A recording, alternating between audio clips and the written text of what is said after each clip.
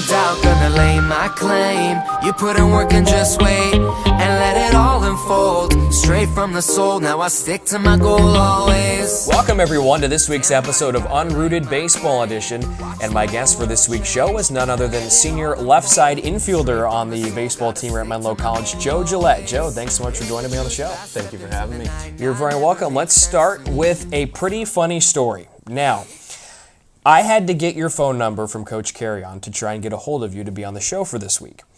When I copied the phone number into my phone to send the opening text message, I did not copy the number correctly.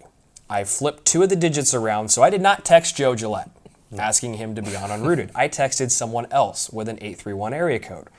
And as it turns out, this person replied to me. This person said, "Hi, Brian, this is not Joe Gillette, but I'm happy to fill in for Joe if he falls through this week." So this guy, he's a pretty cool dude. And we start talking, and I asked him, "Would you like to provide me a question to ask for Joe to open up the show?" He said, "Sure." So this is the question that I have been told to ask you by this mysterious person, also from the 831. Okay. Would you rather fight one horse-sized duck or 1,000 duck-sized horses?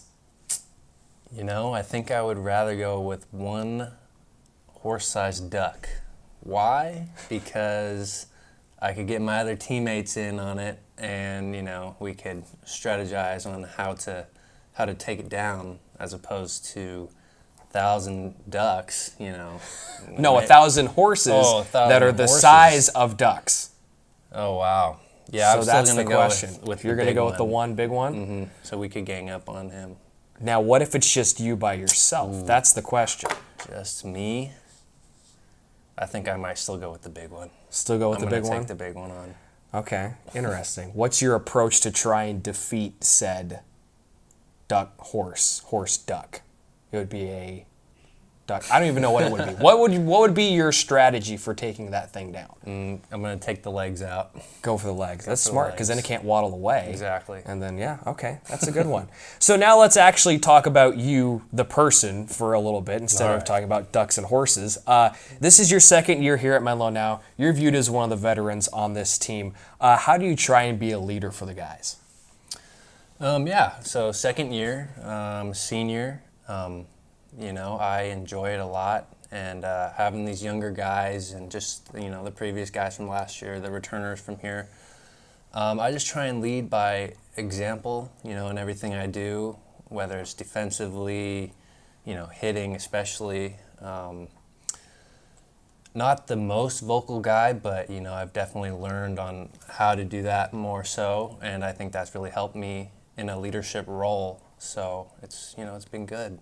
Yeah. One of the biggest improvements for your game this season has been your ability to cut down on strikeouts. Last year you had over 60, but so far you have more walks than you have strikeouts here in 2018. What changes have you made to help you be more selective and make more contact? That was definitely a goal for me coming into this year, was to cut down on the strikeouts. And I think that was more of just a mental adjustment, especially coming off a year of basically no playing before coming into Menlo my junior year. I think it was just a little bit of rust from not being playing in all those games. But yeah, it's definitely been good this year, and I look to keep that going. I love how you say rust, because you hit 15 home runs last year. So, how much rust did you really have? This year you have fewer home runs, so you have more rust this year, right? Yeah. In that regard, anyways. Sure. But we'll take the higher average, we'll take the RBIs, Yeah. we'll take all that stuff. That's all good and dandy.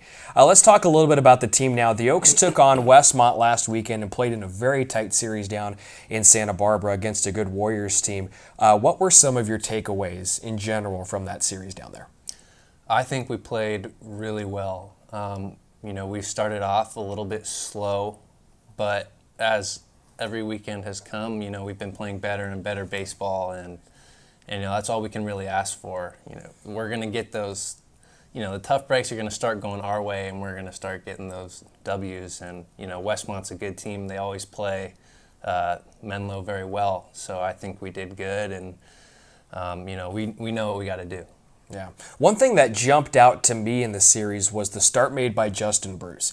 He didn't necessarily have the greatest beginning to game 2 of that series where he gave up 5 runs early, but then he just put up 0 after 0, got through the ball game, and got you guys a win.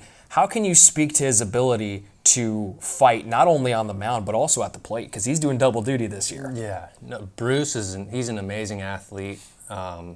He pitches awesome. He doesn't think too much. He just goes up there and makes his pitches. And that can be said the same when he's at the plate. He just reacts. He hits. He's one of the most athletic people I've ever seen. He can play wherever.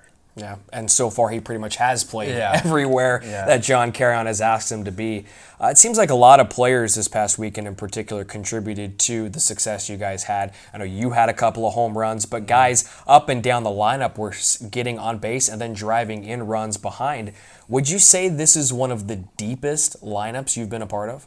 Absolutely. We're a really good hitting team, and I'm not sure exactly what the stat is for the average of the team, but I know it's high. And, we've been a good hitting team all throughout the fall, and we pretty much knew that we were going to do that in the season, and everything's just going to finally come together, and we're going to make a good run. As good of an offensive team as last year's Oaks team was, this year, at least in terms of batting average, better. On base percentage, better. Right. So those things certainly encouraging to begin the conference year.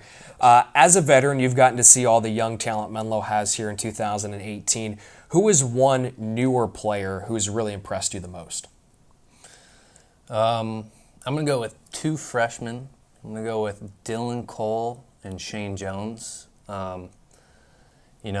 are both 6'4" frames, 200 pounds, and, they both really work hard. It's fun to watch them at the field every day, especially Dylan Cole, whether he's at third base, shortstop. He wants to learn, and that same goes for Shane. So, yeah. And of course, you have a close eye on Dylan Cole because he's someone who's going to be filling into your role in the coming years. Left side infielder, big frame, like you said, a lot of power. Yeah. I was on the call of his first collegiate home run, and I was kind of in awe, like, wow, that was a beautiful home run. Like, the boy just smacked it. He's got some raw power. Oh, yeah, a lot of potential. Fits right in with what the Oaks are pretty much known for on the offensive side.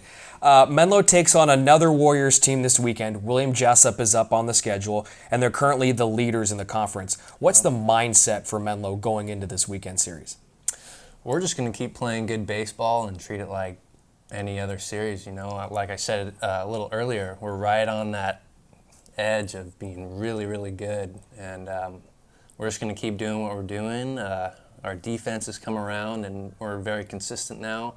The bats have pretty much always been there, and the pitching was there in the beginning and a little bit off the past couple weekends, but you know what? They're going to come right back to it, and we're going to have a great series. Now, the series is scheduled to be Friday and Saturday, but weather up in the Rockland area could switch that around, so it might wind up being Saturday and Sunday.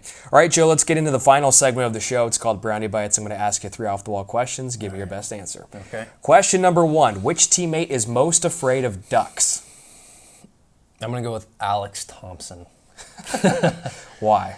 Why? He seems a little skittish of animals. That's, I don't know much more than that, but my gut says Alex Thompson. Okay. Some of those ducks, they can be quite aggressive, though, so you never really know. I don't know if you'd want to fight one of them, but you just said you'd fight a duck-sized horse, or a horse-sized duck. I still can't even get that straight.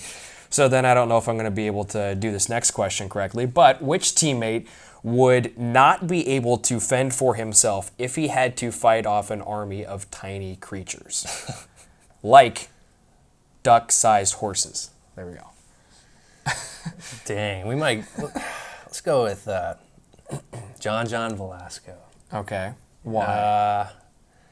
I don't know. Is it because I mean no offense by this, but is it because he's a little bit shorter in stature, perhaps? So it's more of an even fight? Like, I don't know. You know what? That sounds like a good answer right there. It would have felt much better coming from Joe as opposed to me, but just know, John, that you're probably a better athlete than these tiny creatures. Yeah, no doubt. I'm still going to take you in the fight regardless, but based on the nature of the question, Joe wouldn't take you in the fight. So Sorry, John. So, yeah. And then question number 3, which teammate is most likely to eat an entire tub of ice cream by himself? Dylan Cole. Because of the size? I'm pretty sure he's already done it. Multiple times. Yeah. What's your go-to ice cream? Go-to mint chip. You're a mint chip guy. Yep, mint chip. I've never been into the mint chip, the mint chocolate chip. That stuff's just never been my thing, which is ironic because I love green, so it's green ice cream. But I just, give me cookies and cream. Can't go wrong with that. Give me, I like sherbets. Sherbets are pretty good, but I can't do mint chocolate chip. I don't know. Those two just don't mix for me. Like some people with pineapple on pizza. It's just not. Yeah. Although I'll put pineapple on like a Hawaiian pizza, just not by itself. If it's by itself, it has no place in this world for that. Joe, thanks so much for joining me on the show. Absolutely, thank you. You're welcome, folks. The baseball team is on the road this weekend up in Rockland as they take on William Jessup University for a 3-game series. It's scheduled to be Friday single game, Saturday 2 games, but the series could switch around because of impending rain up in the Rockland area, so stay tuned to menloathletics.com for all the schedule changes that could potentially happen to push it back to Saturday and Sunday. We invite you to tune into the next episode of Unrooted Baseball Edition, which will be in 2 weeks because next week is spring break, so there will be no episodes. Joe Gillette will select the next interviewee by me, Brian Brownfield, right here on the show. So until then, we'll see you next time. Take care, everybody. No doubt gonna lay my claim. You put in work and just wait and let it all unfold. Straight from the soul, now I stick to my goal always.